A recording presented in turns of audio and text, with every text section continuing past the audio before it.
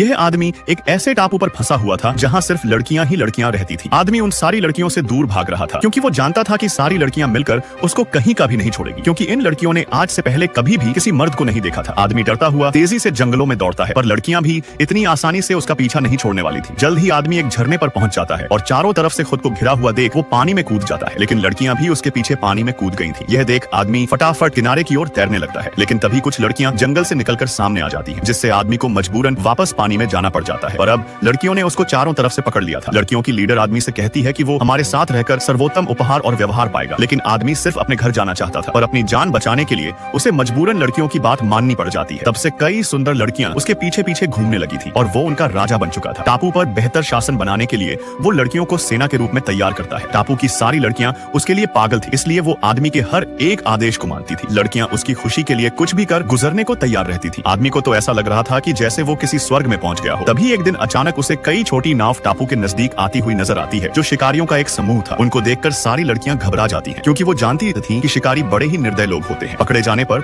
वो उनको नोच डालेंगे। लड़कियों को डरता देख आदमी तुरंत सबको शांत रहने के लिए कहता है और कहता है कि उसके पास जंगली लोगों से बचने का एक तरीका है। वो लड़कियों को बोर्ड लेकर शिकारियों को टापू से भगाने को कहता है। जंगली नेता बहुत गुस्से में था, क्योंकि 10 सालों से टापू पर छिपी हुई लड़कियां आज उनका सामना कर रही थी। इसलिए जंगली नेता खुद आकर लड़कियों को हथियार डालने को कहता है, वरना वो पूरे टापू को तबाह कर देगा। नेता को लगा कि वो लड़ेंगी, लेकिन लड़कियां हार मानकर उनका कब्जा स्वीकार कर लेती हैं। फिर